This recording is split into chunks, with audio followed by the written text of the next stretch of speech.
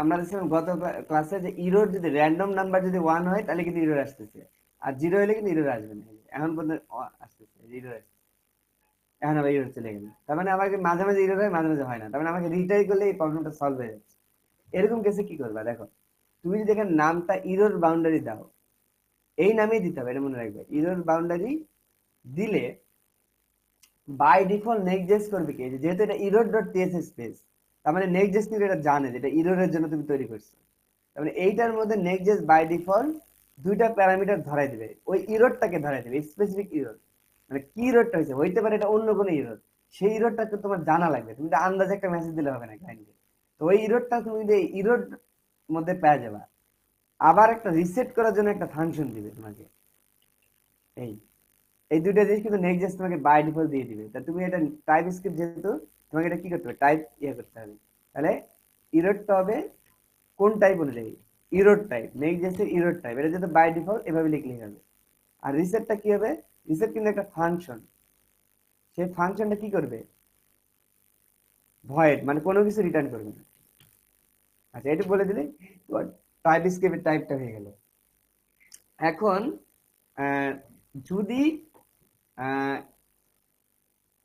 তাহলে তুমি স্পেসিফিক মেসেজটা দেখাতে যাচ্ছ যে আসলে কি রোডটা হয়েছে, তাহলে তুমি করতে পারবে কি, সিম্পলি সামথিং ওয়েন্ট রং না দেখে এখানে ডাইনামিক্যালি ইরো ডট মেসেজ নামে একটা প্রপার্টি আছে, এইটা যদি দেখাই দাও, এক্স্যাক্টলি ক্লায়েন্ট সঠিক ইরোডটাই দেখতে পারবে। ঠিক আছে, কি আছে, একটা ইরোরের জন্য ওয়েট করতেছি, এই যে ইরোর, মানে ইরোর মানে এখানে এখানে বিষয়টা কি, এখানে তো আমরা নিজেরা ইরোর থ্রো করছি, এই জন্য আলাদা করে মানে ইরোরই দেখাচ্ছে, নামও ইরোর। ঠিক আছে, কিন্তু মানে যখন কোনো একটা ইরোর হবে, সার্ভার ইরোর, এপিআই ইরোর, তখন কিন্তু স্পেসিফিক নাম থাকবে, ওই নামটা তোমার কি করবে, স্পেসিফিক্যালি এখানে দিয়ে দিবে। বুঝতে পারছো, ওইটা তাহলে এখানে প্রিন্ট হয়ে যাবে। এটা তুমি বুঝতে পারলে, ইরোর। আচ্ছা, এখন রিসেট কি করবে, ওই যে বললাম রিকভার করতে হবে। রিকভার করতে হলে তুমি কি করবে, বাটন তৈরি করবে একটা, যে রিকভার মানে রিসেট বা ট্রাই এগেইন, এটা দিলা। এই বাটনটা যখন চাপবে তখন সেটা এটা বারবার রিলোড হতে থাকবে, তাহলে ইরোডটা চলে যাবে। এই কাজটা তুমি করলে, এখন যদি ট্রাই কিন্তু রিলোড হবে, এটা তো মানে কষ্ট। আমরা জানি এটা একটা সিঙ্গেল পেজ অ্যাপ্লিকেশন, তবে রিলোড হলে তো ভেজাল। আর তুমি করতে করতে পারো কি, অন দা পেজ রেখেই কি করতে পারো, এটাকে রিট্রাই করতে পারো। সেইটার ব্যবস্থা, মানে তুমি নর্মালি কিন্তু রিলোড দিলেও ঠিক হয়ে যাবে, কিন্তু এটা তো তোমার ঘুরতেছে, তাহলে তো আর সিঙ্গেল পেজ অ্যাপ্লিকেশন থাকবে না। তুমি যাচ্ছে এটা না ঘুরেই চাপ দিলে যাতে একবার রিলোড হয়, সেটা করতে হবে এই যে এই রিসেট ফাংশনটা ইউজ করে। বাটন অন ক্লিক, এ নিবে কি একটা ফাংশন, সেই ফাংশনের মধ্যে তুমি রিসেট ফাংশনটাকে কি করে দিবে, কল করে সিম্পল।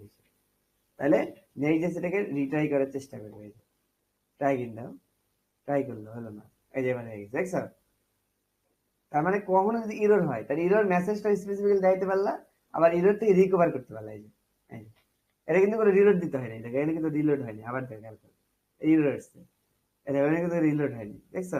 আর তুমি নিজে নিজে ট্রাই করতে যে রিলোড দিলেই তো হয়ে যাচ্ছে, তাহলে কিন্তু তোমার পুরোটা ঘুরে আনতা, তোমার জ্ঞানে আর কি, তুমি করতে কি পুরোটা ঘুরে আনতা, তাহলে কিন্তু পুরো যা ছিল সব আমার রিলোড হবে।